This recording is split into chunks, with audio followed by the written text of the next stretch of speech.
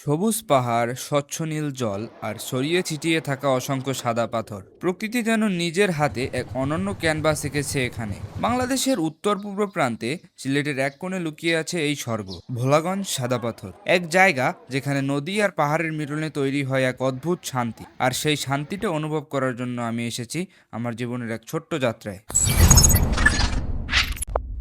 আসসালামু আলাইকুম everyone, hope you are doing well. It's your বাসা করুন এবং come back to my new blog. So আজকে আমরা কোথায় যাচ্ছি আশফিয়া? আজকে আমরা সাদা পাথর ঘুরতে যাচ্ছি। সো সাদা পাথর জায়গাটা আজকে আমরা এক্সপ্লোর করব। So let's explore together. আজ আমি রওনা হয়েছি ভোলাগঞ্জের সাদা পাথরের উদ্দেশ্যে, যেখানে পাহাড়, নদী আর সাদা পাথর মিলে তৈরি হয়েছে এক অপরূপ দৃশ্য। এ যেন এক টুকরো স্বর্গ আমাদের এই সিলেটের বুকেই।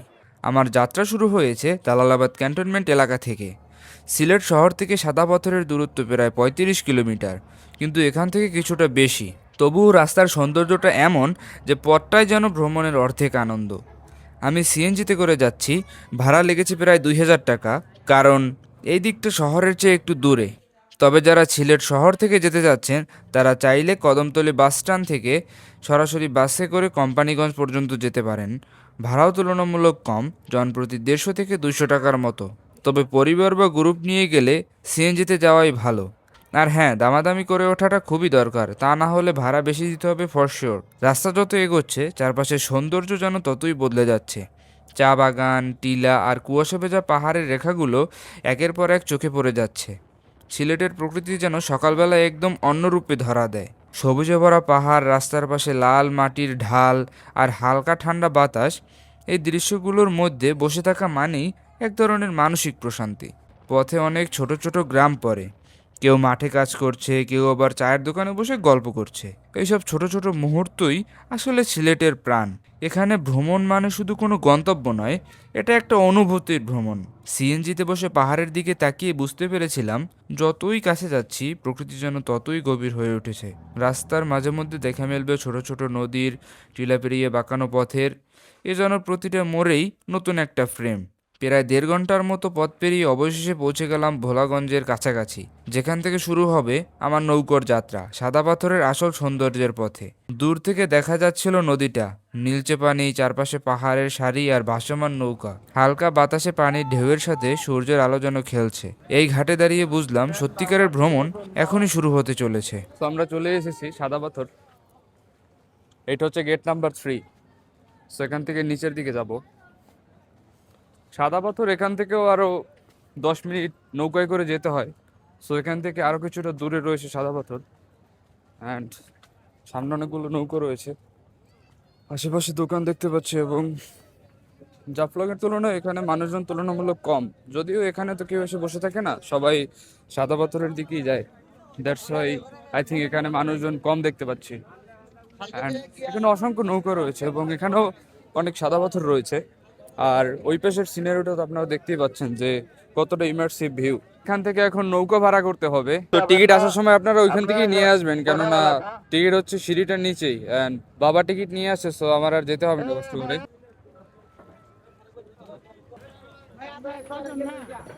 আপনার 6 জন না? বলতে পারেন। আপনারা 6 জন আঙ্কেল? আপনার 6 জন না? হ্যাঁ হ্যাঁ, আপনার নাম্বারটা দিয়ে পাবেন। নাম্বারটা তো এক ভিতরে একটুখানি আপনার নাম্বারটা করুন।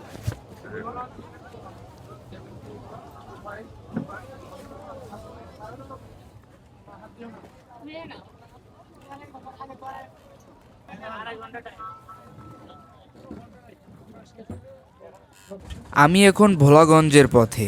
আমার সামনে যে জায়গাটা সেটা শুধু সুন্দর না, এর সঙ্গে জড়িয়ে আছে এক টুকরো ইতিহাসও। বাংলাদেশের উত্তর পূর্ব কোণে সিলেট শহর থেকে প্রায় ৩৫ কিলোমিটার দূরে অবস্থিত ভোলাগঞ্জ সাদা পাথর।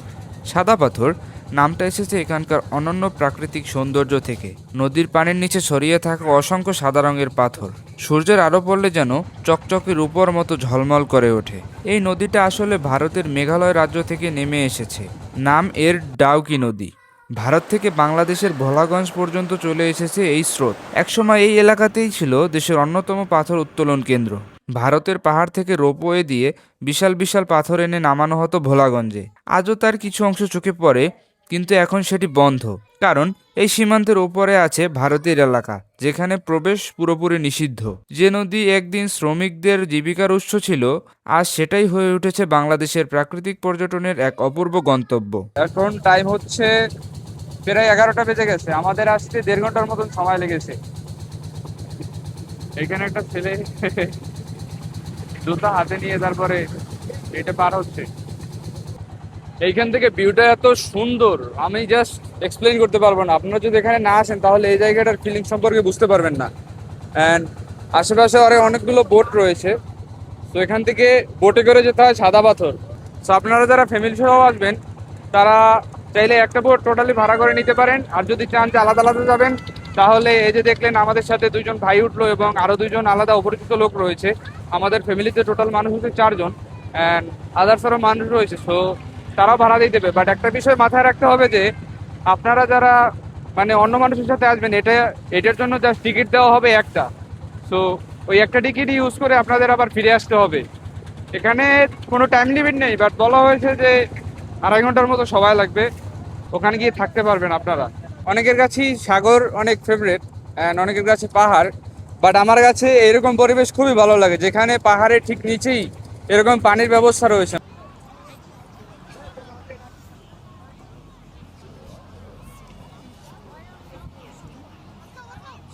তো এখানের ভাড়া হচ্ছে 800 টাকা করেই, পার পারসন 100 টাকা করে পড়ে। আপনারা যদি আলাদা আলাদা আসেন তাহলে এরকম করে গ্রুপ করে নিতে হবে, যাদের সাথে মিশে আপনারা আসতে পারেন। আর যদি চান যে আপনি একাই আসবেন তাহলে আপনাকে 800 টাকা দিতে হবে। সেখানে অনেক রকমের দোকান রয়েছে, আপনারা এখান থেকে অনেক কিছু কিনতে পারবেন, খাবার দাবার শুরু করে জামা কাপড়, টি শার্ট, শর্টস। সো এখানে নারকেল রয়েছে, ডাব। ডাব কত করে মামা? 120 এগুলো 150 করে। এই পেছনটা হচ্ছে 120 আর এটা হচ্ছে 150। টাকা বাচ্চাটা আপলোড করবে। এই ভাই এদিকে মামা 150 দিন যান। ওই মামা আপনি করে আইও। আসো আসো, বাচ্চা আগে দিন।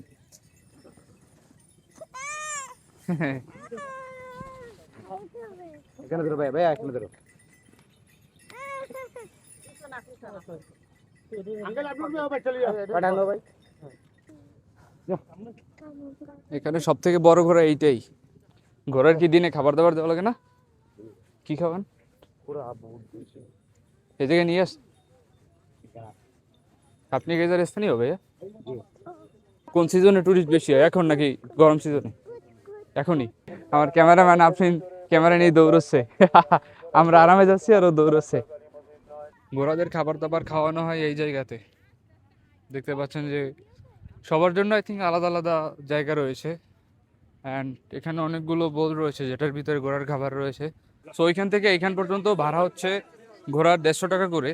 ফার্স্টে 200 টাকা চেয়েছিল, পরবর্তীতে 150 টাকায় রাজি হয়েছে। তো আপনারা একটু দরাদরি করে নেবেন। কি কেন সাসফিয়া দেখাও তো।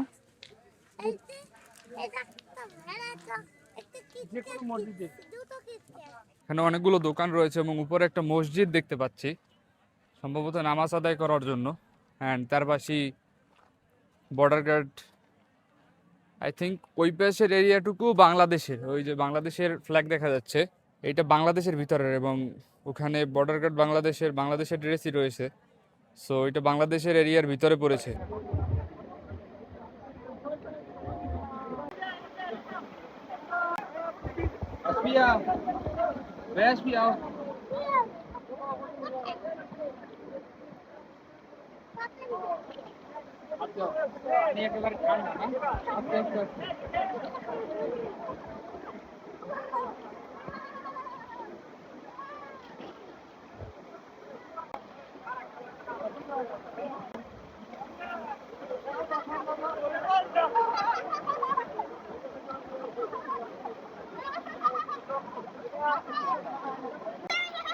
কেমন লাগে আসপিয়া?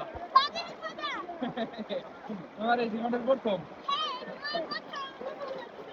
আবার এরকম জলপ্রপাতের ভিতরে জীবনের প্রথম।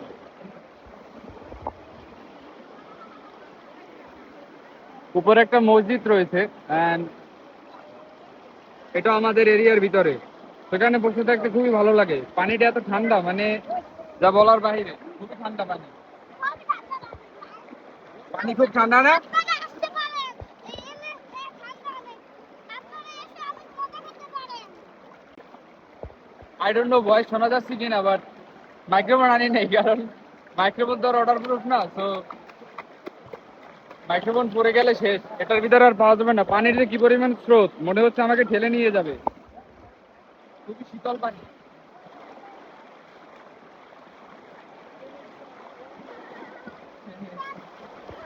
কোনো মতে যদি পা একটুখানি পিছলে যায় তাহলে ওইদিকে ঠেলে নিয়ে যাবে।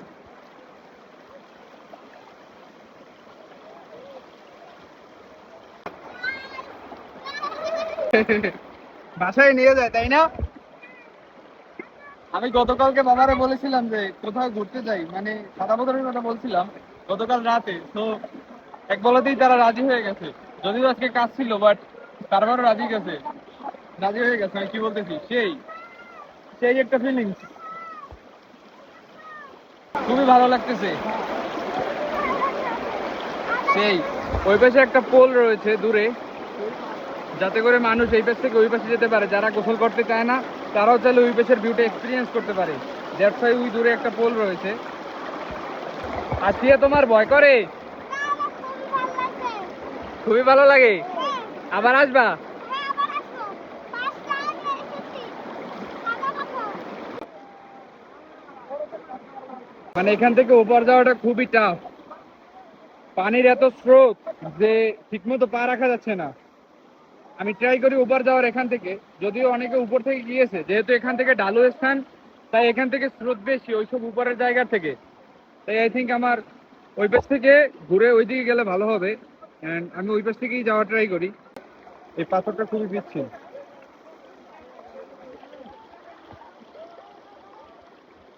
আস্তে আস্তে আস্তে। পাথর দেখতে দেখা যায় ভালো, কিন্তু আসলে পিচ্ছিল। আমি ওই পাশ থেকে এই পাশে চলে এসেছি, এখন একটু উপরের দিকে গিয়ে দেখবো ওই পাশের মসজিদ বা আদার্স ওগুলো কি রকমের। পা যে ব্যথা করবে, অনেক জায়গা থেকে পা চালিয়ে গিয়েছে। তো এখান থেকে উপরে উঠি আমি। আহ! মানে একসাথে পাহাড়ের অ্যাডভেঞ্চার এবং আদার্স সবকিছু হয়ে গেছে। অ্যান্ড এখান থেকে উপরে উঠতে হবে। এখান থেকে যদি ভিউটা দেখাই আপনাদের, তাহলে just দেখুন যে নিচ থেকে তার থেকে উপরে কতটা ভিউ সুন্দর।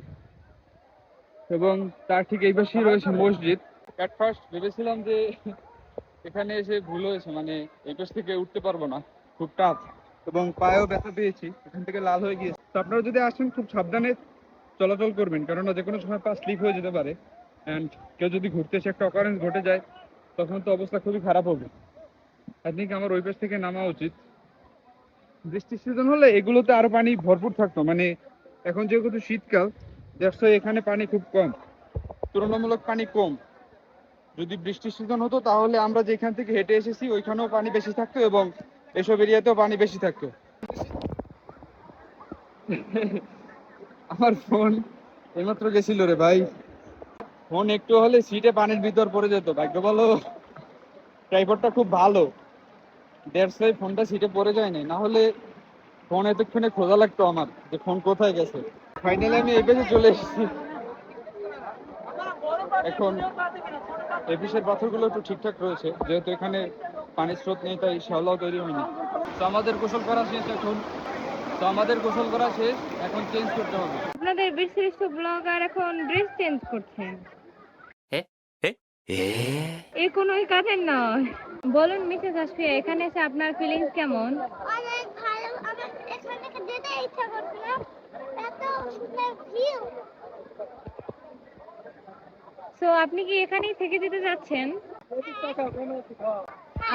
এখন আমি আপনাকে একটা হেল্প করতে পারি। এখানে ঝালমুড়িওয়ালার সাথে আপনাকে বিয়ে দিয়ে রেখে যেতে পারি। আপনি কি এখানে থাকতে ইন্টারেস্টেড? কি হয়েছে? ঝালমুড়িওয়ালা সুন্দর আছে। চিন্তা নেই, আপনার জন্য একটা হ্যান্ডসাম ঝালমুড়িওয়ালা চলে আসবে।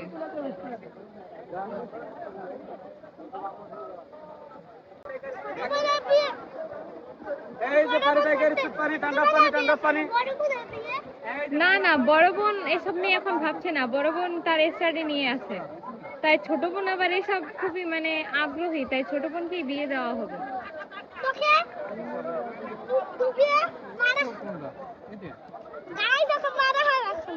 এমনিতে ভাড়া কত করে মামা এর? একটা 100, দুটো 200, লকার আনলিমিটেড 100 টাকা, 50 টাকাও দেই, 100 টাকাও দেই। এটা 200। 100 টাকাও দেই, 200 টাকাও দেই। আমি দেই, আমার নাম মোহাম্মদ সোহেল। আচ্ছা, তো আপনারা তাহলে এখানে এসে বসতে পারেন। তার পজিশনটা হচ্ছে মাঝখানের দিকে, অ্যান্ড লকার টকার এই পাশে রাখা রয়েছে। তো এই পাশটাতে আসলে মসজিদের ঠিক অপোজিটে। তখন আমরা আবার চলে যাচ্ছি আমাদের গাড়ির দিকে।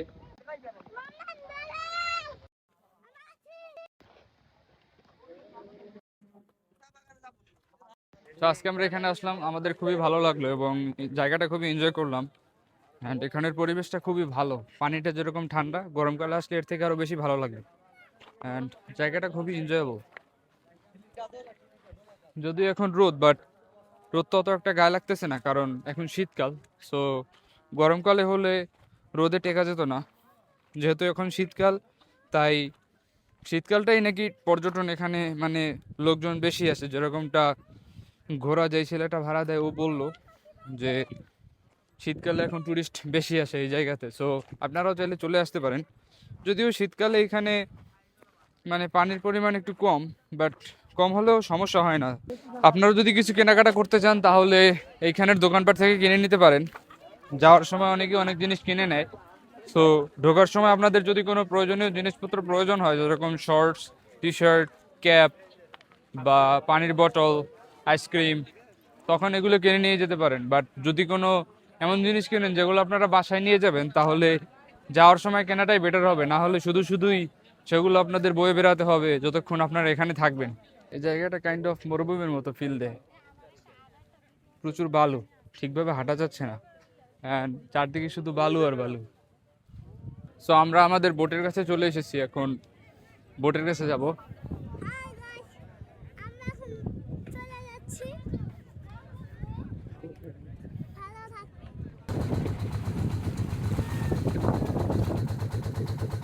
সো আজকে আমার এখানে এসে খুবই ভালো লাগলো, মানে আমি আমার এক্সপিরিয়েন্স মুখে বলে শেয়ার করতে পারবো না আপনাদের মাঝখানে। সো এখন আমরা প্রায় চলে এসেছি আমাদের সিএনজির কাছে। এখন আমরা বাসার দিকে যাব, অ্যান্ড আপনারা চাইলে অবশ্যই এখানে আসতে পারেন। অ্যান্ড এই জায়গাটা খুবই ইমার্সিভ, মানে এতটা বিউটিফুল এখানের সারাউন্ডিংস এবং পরিবেশ যা বলার বাহিরে। মানে আমি জানি না এটা কিভাবে এক্সপ্লেইন করতে হয়। সৌন্দর্য মানে এত সুন্দর পরিবেশ দেখে আমি আমার মুখের ভাষা হারিয়ে ফেলেছি। So that's all for today, see you in the next video, till then keep smiling and be safe.